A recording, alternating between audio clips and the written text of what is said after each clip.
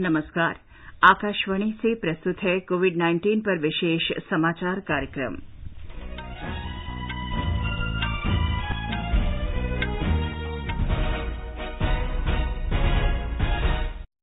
स्वास्थ्य मंत्रालय ने कोविड-19 के अधिक संक्रमण वाले 10 राज्यों में केंद्रीय दल भेजने का फैसला किया। भारतीय आयुर्विज्ञान अनुसंधान परिषद और भारत बायोटेक कोरोना वायरस के उपचार के लिए वैक्सीन तैयार करेंगे। विदेशों में फंसे भारतीय विशेष उड़ानों से देश के विभिन्न भागों में पहुंच रहे हैं। आईएनएस जलाश्व माले से 698 भारतीयों को लेकर आज कोच्चि पहुंचेगा। राष्ट्रीय आपदा प्रबंधन प्राधिकरण ने पूर्णबंदी के बाद उद्योग फिर से शुरू करने के दिशा निर्देश जारी किए और अमेरिका ने नए कोरोना वायरस एंटीजन परीक्षण को मंजूरी दी। इस विशेष कार्यक्रम में अपने सहयोगी मुकेश कुमार के साथ मैं चंद्रिका जोशी। स्वास्थ्य मंत्रालय ने कोविड-19 के अधिक संक्रमण वाले 10 राज्यों में केंद्रीय दल भेजने का फैसला किया है। ये दल कोविड-19 महामारी के प्रबंधन में राज्य स्वास्थ्य विभागों की सहायता करेंगे। हमारे संवाददाता ने बताया है कि ये दल गुजरात, तमिलनाडु, उत्तर प्रदेश, दिल्ली, राजस्थान, मध्य प्रदेश, पंजाब, पश्चिम बंगाल, आंध्र प्रदेश और तेलंगाना राज्य में जाएंगे।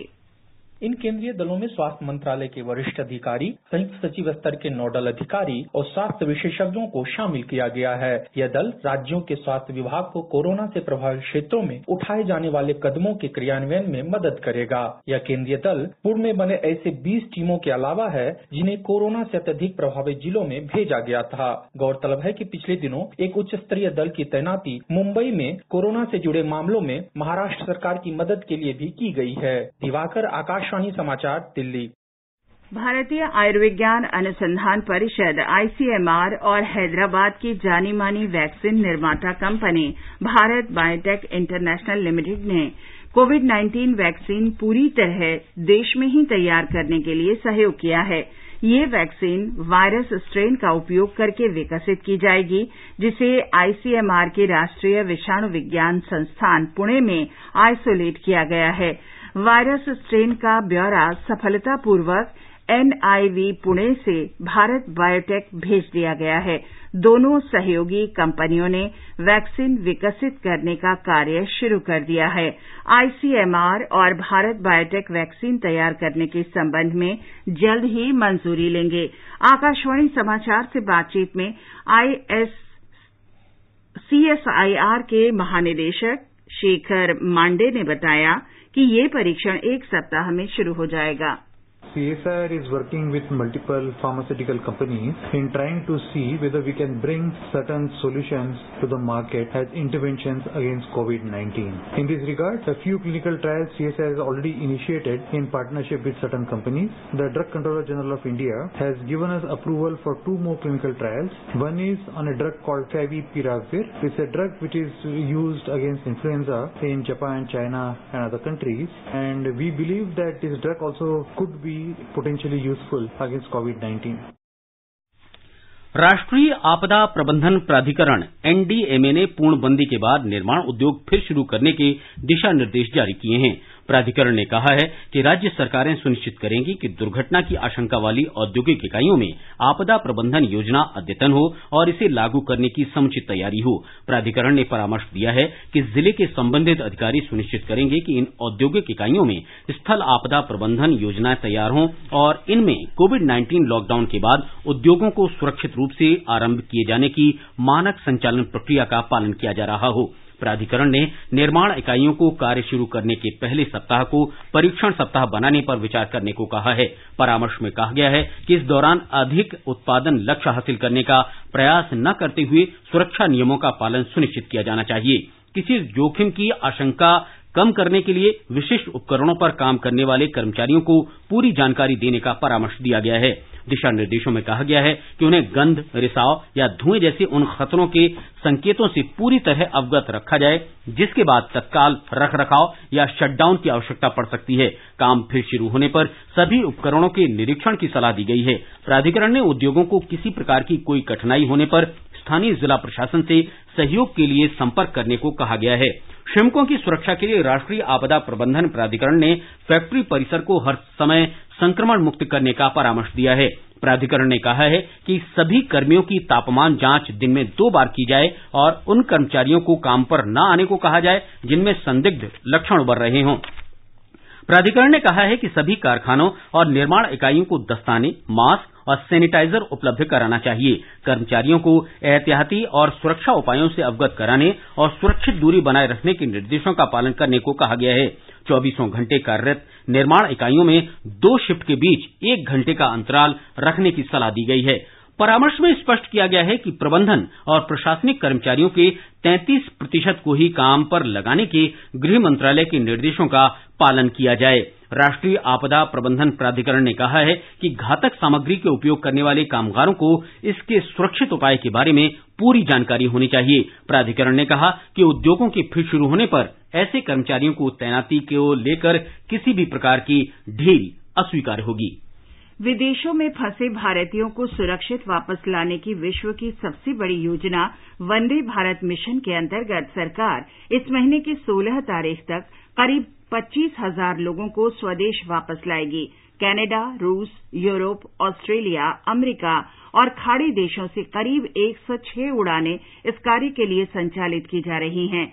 7 मई से शुरू हुए इस अभियान के पहले सप्ताह में 12 देशों से 15,000 लोगों की स्वदेश वापसी हो रही है।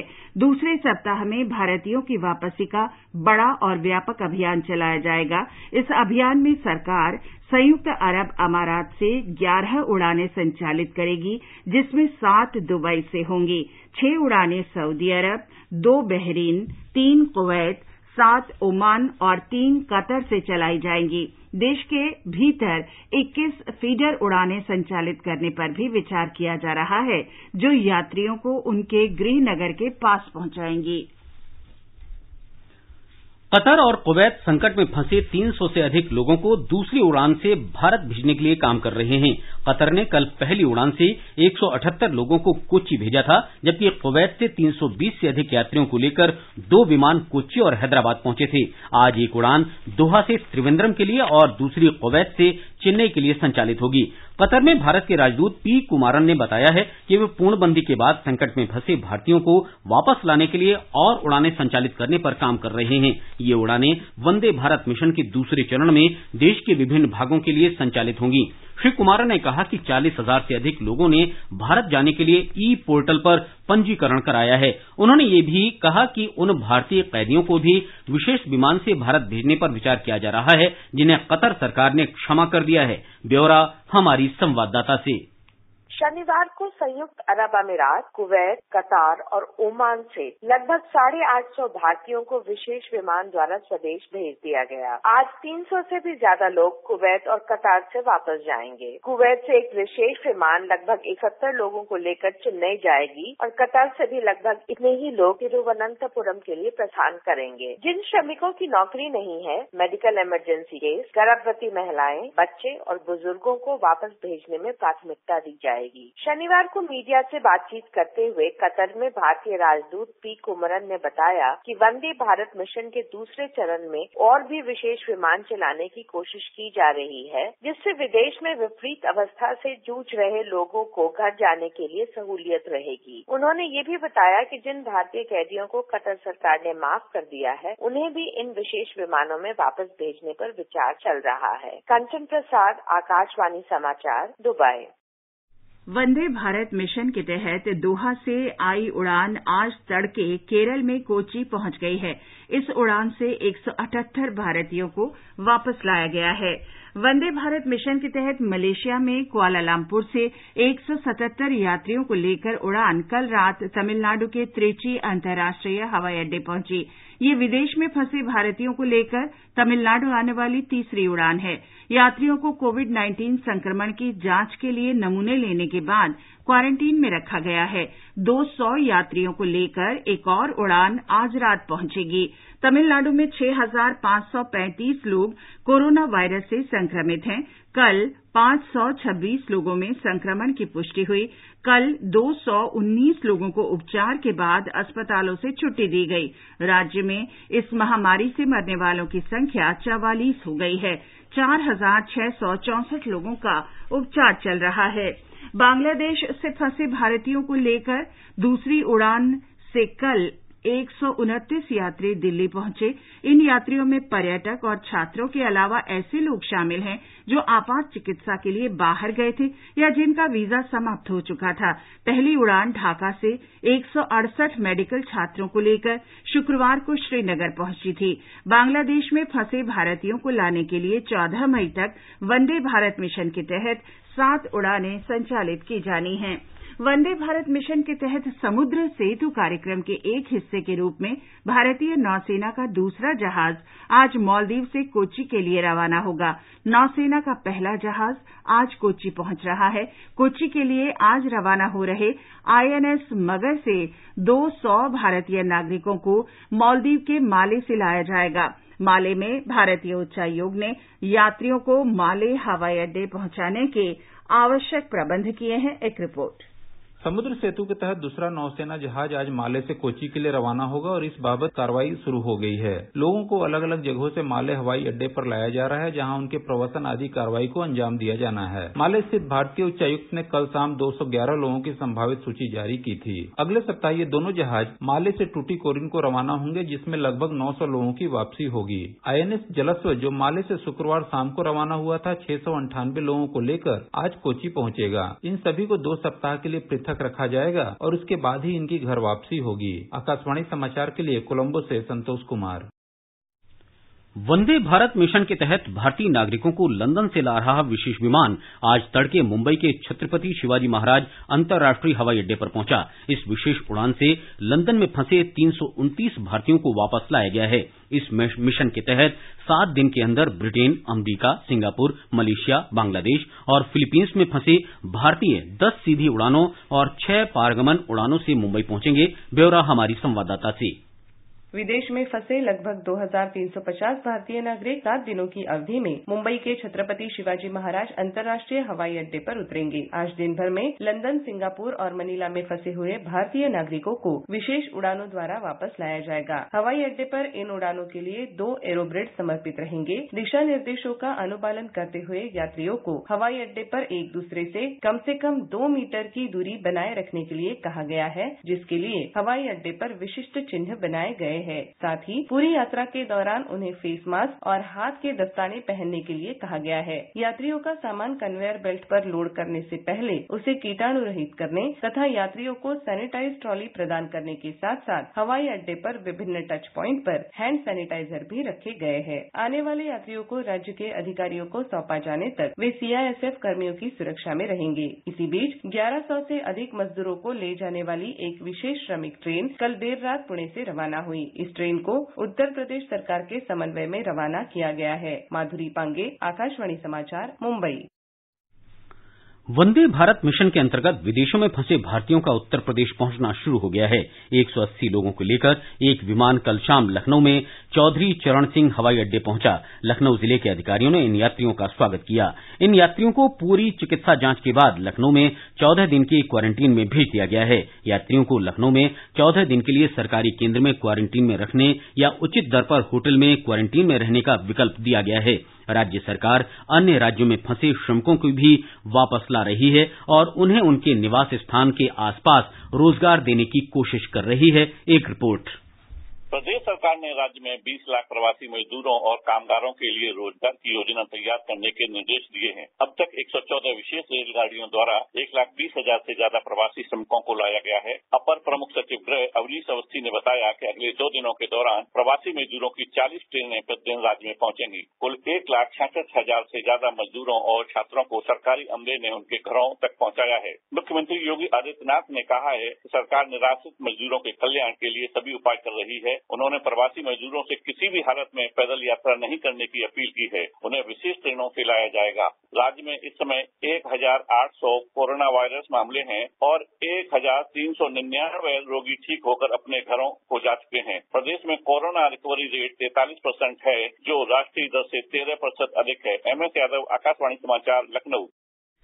स्वास्थ्य मंत्रालय ने कहा है कि अब तक 17,847 रोगी कोरोना संक्रमण से ठीक हो चुके हैं और देश में कोविड-19 से स्वस्थ होने की दर 29.91% हो गई है। पिछले 24 घंटे के दौरान इस महामारी से 95 लोगों की मौत हुई है। मृतकों की कुल संख्या 1,981 हो गई है। पिछले 24 घंटे के दौरान देश में 3,320 लोगों में संक्रमण की पुष्टि हुई। संक्रमित व्यक्तियों की कुल संख्या 59,662 हो गई है। स्वास्थ्य मंत्रालय के अनुसार 39,834 लोगों का उपचार चल रहा है। केंद्रीय स्वास्थ्य मंत्रालय ने कोविड-19 रोगियों को इलाज के बाद अस्पताल से छुट्टी देने के नए दिशा निर्देश जारी किए हैं। एक रिपोर्ट। नए दिशा निर्देशों के अनुसार मामूली और बहुत कम लक्षण वाले रोगियों को उनकी स्वास्थ्य स्थिति के अनुसार बिना कोविड परीक्षण के छुट्टी दे दी जाएगी। कोविड देखभाल केंद्र में भर्ती कराए गए ऐसे मरीजों के तापमान और रक्त में ऑक्सीजन अवशोषण पर नियमित नजर रखी जाएगी। लक्षण उभरने के 10 दिन बाद और 3 दिन से बुखार नहीं रहने पर रोगी को डिस्चार्ज कर दिया जाएगा। डिस्चार्ज करने से पहले इनके परीक्षण की जरूरत नहीं होगी। ऐसे रोगियों को अगले 7 दिन तक घर में अलग रहने की सलाह दी जाएगी। यदि बुखार, खांसी या सांस लेने में फिर कठिनाई होती है तो उन्हें कोविड देखभाल केंद्र या राज्य हेल्पलाइन नंबर या 1075 पर संपर्क करना होगा। संशोधित दिशा निर्देशों के अनुसार मध्यम लक्षण वाले रोगियों के तापमान और ऑक्सीजन अवशोषण क्षमता पर नजर रखी जाएगी। यदि बुखार 3 दिन में खत्म हो जाता है तो अगले 4 दिन तक रोगी में ऑक्सीजन अवशोषण 95% से अधिक बना रहता है तो रोगी को लक्षण उभरने के 10 दिन बाद छुट्टी दे दी जाएगी। ऑक्सीजन पर रखे गए जिन रोगियों का बुखार 3 दिन में नहीं उतरता है और कृत्रिम सांस की जरूरत बनी रहती है, उन्हें रोग के लक्षण पूरी तरह समाप्त होने और लगातार 3 दिन तक स्वाभाविक ऑक्सीजन अवशोषण क्षमता बने रहने पर डिस्चार्ज किया जाएगा। गंभीर रोगियों को उनके पूरी तरह स्वस्थ होने और RT-PCR परीक्षण के बाद ही अस्पताल से छुट्टी दी जाएगी। समाचार कक्ष से नवीन सक्सेना। कोविड-19 पर विशेष समाचार कार्यक्रम में आपका फिर स्वागत है। आगे बढ़ने से पहले एक नजर मुख्य समाचारों पर। स्वास्थ्य मंत्रालय ने कोविड-19 के अधिक संक्रमण वाले 10 राज्यों में केंद्रीय दल भेजने का फैसला किया। भारतीय आयुर्विज्ञान अनुसंधान परिषद और भारत बायोटेक कोरोना वायरस के उपचार के लिए वैक्सीन तैयार करेंगे।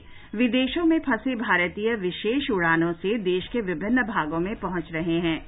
INS जलाश्व माले से 698 भारतीयों को लेकर आज कोच्चि पहुंचेगा। राष्ट्रीय आपदा प्रबंधन प्राधिकरण ने पूर्णबंदी के बाद उद्योग फिर से शुरू करने के दिशा निर्देश जारी किए और अमेरिका ने नए कोरोना वायरस एंटीजन परीक्षण को मंजूरी दी। महाराष्ट्र में कल कोरोना वायरस के 1165 नए मरीज सामने आए। इसके साथ ही राज्य में संक्रमित लोगों की संख्या 20,228 हो गई है। स्वास्थ्य विभाग के अधिकारी ने बताया कि कल राज्य में 48 रोगियों की मौत हुई। राज्य में संक्रमण से मृतकों की संख्या 779 हो गई है। राज्य में कोरोना वायरस से कुल 6 पुलिसकर्मियों की मौत हो चुकी है। महाराष्ट्र पुलिस के 714 पुलिसकर्मियों में कोविड-19 संक्रमण है, जिनमें 81 अधिकारी भी शामिल हैं। 61 पुलिसकर्मी उपचार के बाद ठीक हो चुके हैं।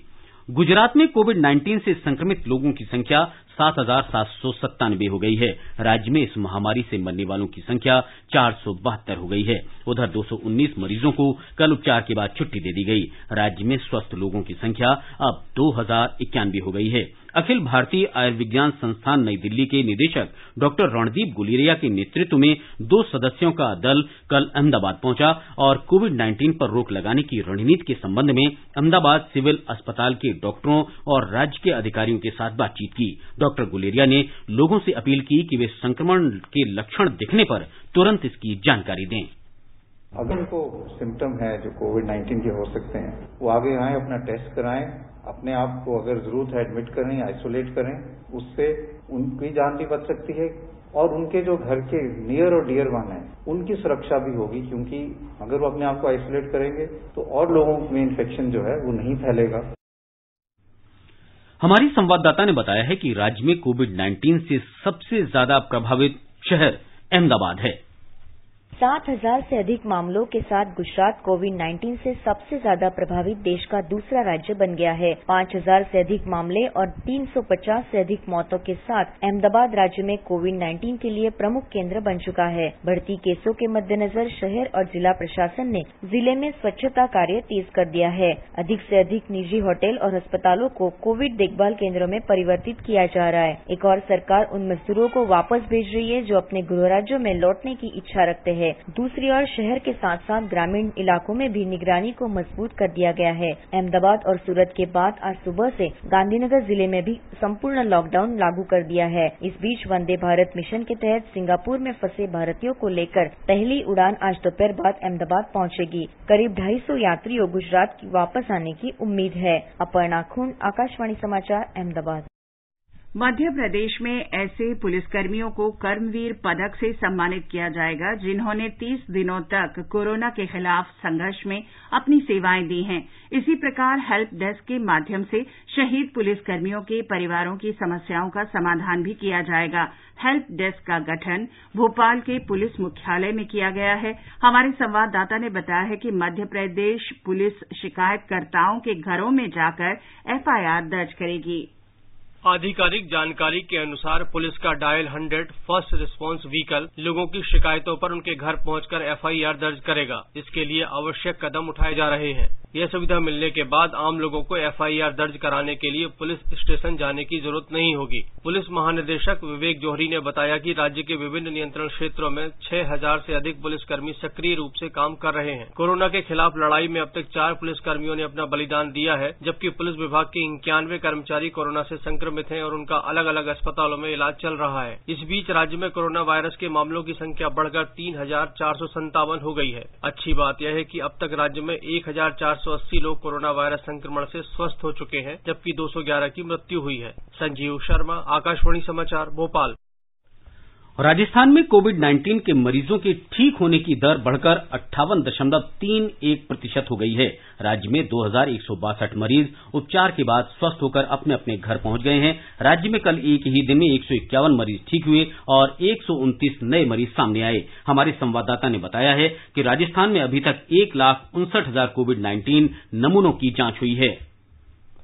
मुख्यमंत्री अशोक गहलोत ने कहा है कि लॉकडाउन के कारण फंसे श्रमिक अपने गृह स्थान के लिए पैदल रवाना नहीं हो। उन्होंने ऐसे श्रमिकों और प्रवासियों को श्रमिक स्पेशल रेलों के माध्यम से जल्द उनके गृह स्थानों पर पहुंचाने के निर्देश दिए हैं। साथ ही कम दूरी वाले प्रवासियों को बसों से भिजवाने के निर्देश दिए गए हैं। मुख्यमंत्री ने कहा कि जो श्रमिक पैदल रवाना हो गए हैं उनके लिए रास्ते में कैंप तथा भोजन सहित अन्य व्यवस्थाएं की जाए। श्री गहलोत ने मेडिकल इमरजेंसी, मृत्यु या अत्यावश्यक कार्यों को लेकर पास जारी करने की प्रक्रिया को और सुगम बनाने को कहा है। इस बीच अति आवश्यक कार्यों के लिए एक जिले से दूसरे जिले में जाने के लिए संबंधित उपखंड अधिकारी या थाने को पास बनाने के लिए अधिकृत किया गया है। जितेंद्र द्विवेदी, आकाशवाणी समाचार, जयपुर।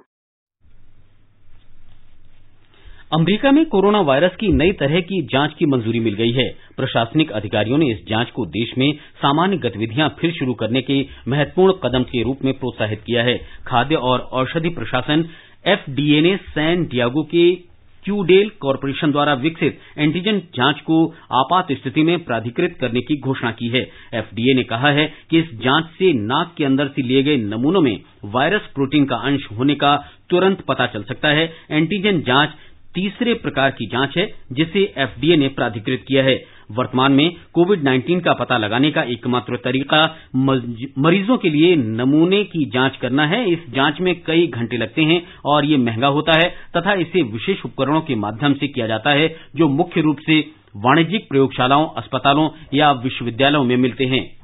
आकाशवाणी का समाचार सेवा प्रभाग आज रात 9:25 पर हिंदी और अंग्रेजी में अपने फोन इन कार्यक्रम में कोविड-19 पर विशेष परिचर्चा प्रसारित करेगा। तपेदिक और प्रिलिमिनरी मेडिसिन के प्रमुख डॉक्टर तन्मय तालुकदार परिचर्चा में भाग लेंगे। श्रोता टोल फ्री नंबर 1800115767 और टेलीफोन नंबर 01123314444 पर सवाल पूछ सकते हैं। आकाशवाणी का समाचार सेवा प्रभाग विशेषज्ञों की सलाह श्रृंखला में आपको कोविड-19 के बारे में वरिष्ठ चिकित्सकों की राय से अवगत कराता है। लोकनायक जयप्रकाश नारायण अस्पताल दिल्ली के डॉक्टर नरेश गुप्ता ने आकाशवाणी समाचार से बातचीत में कोविड-19 के रोगियों के इलाज के बाद अस्पताल से छुट्टी देने के नए दिशा निर्देशों के बारे में बताया। पहले हम क्वारंटीन में भी सरकारी जगह पे रखते थे, फिर कहा कि सबको क्वारंटीन सरकारी जगह पे रखने की जरूरत नहीं है, जो लोग घर पे मैनेज कर सकते हैं वो मैनेज कर लें। अब दाखिले में भी 3 तरह की कैटेगरी होती थी, जो हल्के फुल्के केस होते थे जिसको माइल्ड केस कहते हैं, उनको जो 2 हफ्ते रखते थे, अब कहा कि नहीं, हम उनको अब 10 दिन के बाद जो है कुछ छुट्टी कर सकते हैं, बशर्ते कि वो 3 दिन बिना बुखार के हैं। उसके आगे का 1 हफ्ता वो घर पे अपना एहतियात रखेंगे और अपने आप को आइसोलेट करके रखेंगे। तो उससे काफी हद तक, क्योंकि मेजॉरिटी केस जो है 60% केसेस में होते हैं, जब वो वहां जाएंगे तो फैमिली को, समाज को भी कॉन्फिडेंस आएगा। डॉक्टर नरेश गुप्ता ने कहा कि इम्यूनिटी बढ़ने से कोविड-19 के बचाव में मदद मिलती है।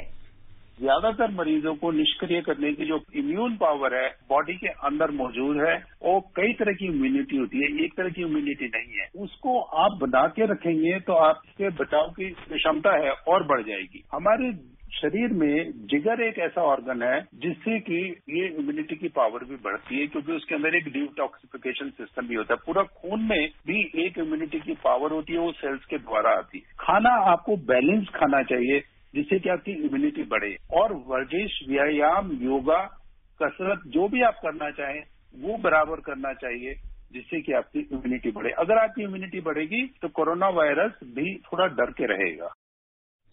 विभिन्न मंचों से फैलाई जा रही फर्जी खबरों पर अंकुश लगाने के लिए हम तथ्यों की जांच कर भ्रांतियों को दूर करने का प्रयास करते हैं। सरकार ने सोशल मीडिया पर आ रही इन खबरों का खंडन किया है कि केंद्र कोविड-19 के संक्रमित रोगियों की देखभाल के लिए राज्यों को प्रति रोगी 3 लाख रुपए दे रहा है। स्वास्थ्य मंत्रालय ने स्पष्ट किया है कि केंद्र सरकार की ऐसी कोई योजना नहीं है। लोक सेवा प्रसारक आकाशवाणी और दूरदर्शन ने समूचे देश से मौसम की व्यापक जानकारी देने पर विशेष ध्यान दिया है। आकाशवाणी और दूरदर्शन से कश्मीर से कन्याकुमारी, गिलगित से गुवाहाटी और बाल्टिस्तान से पोर्ट ब्लेयर तक देश के प्रत्येक कोने से मौसम की खबर दी जाती है। एक रिपोर्ट। राष्ट्रीय राजधानी दिल्ली में आज अधिकतम तापमान 40 डिग्री सेल्सियस रहने का अनुमान व्यक्त किया गया है। आंशिक रूप से बादल छाए रहेंगे और बिजली कड़कने का अनुमान है। मुंबई में आसमान साफ रहेगा और अधिकतम तापमान 35 डिग्री सेल्सियस के आसपास रहेगा। कोलकाता में अधिकतम तापमान 36 डिग्री सेल्सियस रहने और तेज हवाओं के साथ वर्षा का अनुमान है। चेन्नई में आंशिक रूप से बादल छाए रहेंगे और अधिकतम तापमान 37 डिग्री सेल्सियस के आसपास रहेगा। जम्मू में भी आंशिक रूप से बादल छाए रहेंगे और छिटपुट वर्षा होगी। अधिकतम तापमान 35 डिग्री सेल्सियस रहने का अनुमान व्यक्त किया गया है। श्रीनगर में भी गरज के साथ वर्षा होने का अनुमान है। अधिकतम तापमान 23 डिग्री सेल्सियस रहेगा। गिलगित में बादल छाए रहेंगे और हल्की वर्षा हो सकती है। अधिकतम तापमान 19 डिग्री सेल्सियस रहने का अनुमान है। मुजफ्फराबाद में भी बादल छाए रहने और हल्की वर्षा होने तथा अधिकतम तापमान 21 डिग्री सेल्सियस रहने का अनुमान व्यक्त किया गया है। शांतनु की रिपोर्ट के साथ समाचार कक्ष से मैं भवतारिणी। और अब समाचार पत्रों की सुर्खियों पर नजर डालते हैं मुकेश के साथ। जी हां चंद्रिका, वंदे भारत योजना के तहत भारत सरकार की ओर से विदेशों से भारतीयों को स्वदेश लाने का सिलसिला जारी रहने और स्वास्थ्य जांच तथा उन्हें 14 दिन के लिए अलग थलग रखने की सारी कवायद आज अखबारों के पहले पन्ने की बड़ी खबर है। कोरोना मरीजों के लिए अस्पताल के डिस्चार्ज होने के संशोधित दिशा निर्देशों का जिक्र लगभग सभी अखबारों ने किया है। अब 14 नहीं 10 दिन में अस्पताल से छुट्टी मिलेगी। अखबारों ने एंटीबॉडी और आरटी-पीसीआर किट इस महीने से देश में ही बनने की खबर को अच्छी खबर के रूप में अलग से दिया है। कोविड-19 पर विशेष कार्यक्रम के अंत में मुख्य समाचार एक बार फिर।